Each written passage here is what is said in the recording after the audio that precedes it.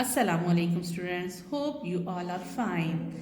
میں آپ کو آج اسلامیات کلاس 4 کا فرسٹ چیپٹر پڑھاؤں گی، ٹھیک ہے؟ اسلامیات کلاس 4 چیپٹر نمبر 1 سبق نمبر 1 اللہ پر ایمان، ٹھیک ہے؟ سبق باب اول سبق نمبر 1 اللہ پر ایمان۔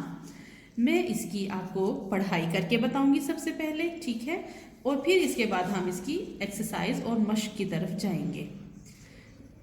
ہم سب جانتے ہیں کہ اللہ تعالی ہمارا خالق ہے، نہ صرف ہمیں بلکہ اس دنیا میں بسنے والے ہر انسان اور جاندار کو پیدا کرنے والا اور زندگی دینے والا اللہ تعالی ہے۔ اللہ تعالی ہی ہمارا رب اور معبود ہے۔ ان سب باتوں کو سچے دل سے مان لینا ایمان کہلاتا ہے، ٹھیک ہے؟ اس میں ہمارا سب سے پہلے ہمیں کس کی ڈیفینیشن پتہ چل گئی؟ ایمان۔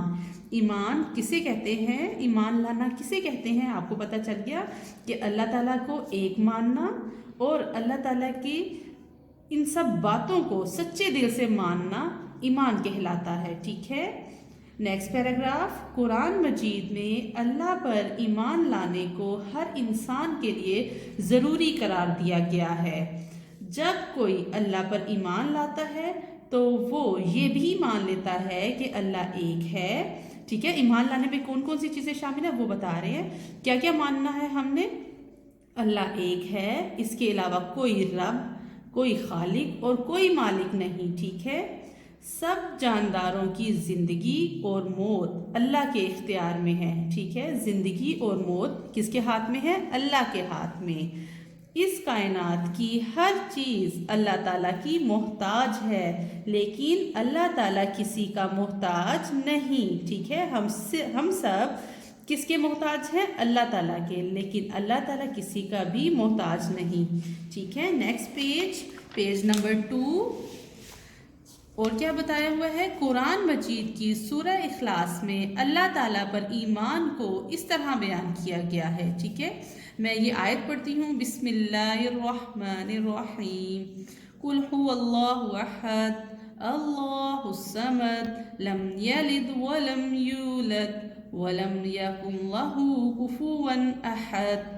ترجمہ، ٹھیک ہے؟ اس کا کیا ترجمہ ہے؟ کہہ دیجئے اے نبی صلی اللہ علیہ وآلہ وسلم کہ اللہ ایک ہے، اللہ بے نیاز ہے، نہ اس کی کوئی اولاد ہے نہ وہ کسی کی اولاد ہے، اس کے برابر کوئی بھی نہیں، ٹھیک ہے؟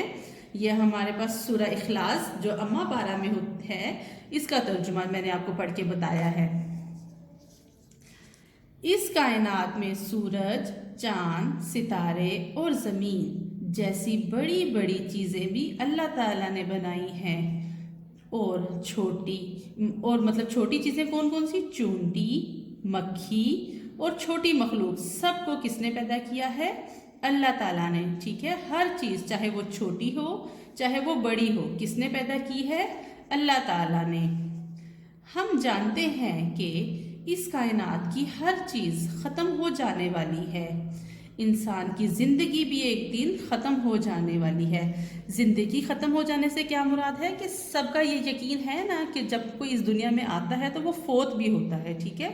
فوت ہونے کو انہوں نے کیا کہا ہے؟ کہ ایک دن ان کی زندگی ختم ہو جائے گی۔ صرف اللہ تعالیٰ کی ذات ایسی ہے جو کبھی ختم نہیں ہو سکتی، ٹھیک ہے؟ اللہ تعالیٰ ہمیشہ سے ہے اور ہمیشہ رہے گا، ٹھیک ہے؟ کس کی ایک ذات ہے جو ہمیشہ رہنے والی ہے؟ صرف اور صرف اللہ کی۔ اس کائنات کا سارا نظام چلانے والا اللہ ہے۔ سورج اللہ کے حکم سے نکلتا اور غروب ہوتا ہے۔ رات کا دن میں اور دن کا رات میں بدلنا کون کرتا ہے؟ دن کو رات میں بدلنا اور رات کو دن میں اللہ تعالیٰ، ٹھیک ہے؟ بادل سے بارش کا برسنا، زمین سے درختوں کا اور پودوں کا اگنا، کون اگاتا ہے یہ سارے پودے؟ اللہ تعالیٰ۔ سب کچھ اللہ کے حکم سے ہو رہا ہے، ٹھیک ہے؟ سب کچھ کس کے حکم سے ہوتا ہے؟ اللہ تعالیٰ کے حکم سے۔ اللہ تعالیٰ ہی ہے جو ایک ہی جگہ سے اگنے والے مختلف درختوں پر مختلف پھل اگاتا ہے. ٹھیک ہے، اب آپ دیکھ رہے ہوتے ہیں کہ سارے پودے ایک ہی کلر کے ہوتے ہیں، گرین کلر کے، اور لیکن ان پہ کیا ہے کہ ہر ایک پودے پہ ڈفرینٹ مختلف پھل اور پھول لگتے ہیں. کوئی پودے ہوتے ہیں جو ہمارے لیے بہت پیارے پیارے پھل دیتے ہیں، کچھ پودے ایسے ہوتے ہیں جو ہمارے لیے پھول دیتے ہیں، اور یہ سارے پودے ایک ہی زمین سے نکلتے ہیں، لیکن ہر ایک کے اوپر مختلف ہوتا ہے. اور ایسے کون کرتا ہے؟ اللہ تعالیٰ. اور ہر پھل کا ذائقہ دوسرے سے مختلف ہوتا ہے. ٹھیک ہے نا، آپ فروٹ کھاتے ہیں نا، جیسے مینگو، ایپل، پائن ایپل، یہ سارے فروٹ ایک ہی درخت کے اوپر ڈفرینٹ درختوں پہ لگے ہوئے ہوتے ہیں، اور وہ ان سب درختوں کے کلر بھی ہوتے ہیں، لیکن ذائقہ ان سب کا مختلف ہوتا ہے. ٹھیک ہے، یہ سب اگانے والا کس کی ذات ہے؟ اللہ تعالیٰ کی. نیکسٹ پیج نمبر 3 پہ آ جائیں. اللہ تعالیٰ بہت رحم کرنے والا اور مہربان ہے، اس لیے وہ اپنی مخلوق کی نعمتوں میں کمی نہیں کرتا. ٹھیک ہے، نعمتیں ہمیں کون سی ہیں؟ اللہ تعالیٰ کی ہر چیز ہمارے لیے نعمت ہے. جیسے اللہ تعالیٰ نے ہمیں پانی، ایک بہت بڑی نعمت ہے ہمیں، اور بادل، بارش، پھول، پودے، آسمان، سورج، یہ سب اللہ تعالیٰ کی نعمتیں ہیں. ٹھیک ہے، اور کبھی اللہ تعالیٰ نے ہمیں ایسے ہوا کہ یہ نعمتیں نہ دی ہوں. اللہ تعالیٰ ہمیں اپنی نعمتوں سے ہمیشہ نوازتے رہتے ہیں. ہمیں چاہیے کہ ہم ایمان رکھیں کہ اللہ تعالیٰ نے قرآن مجید میں جن کاموں سے منع کیا ہے وہ ہمارے فائدے کے لیے ہی ہیں.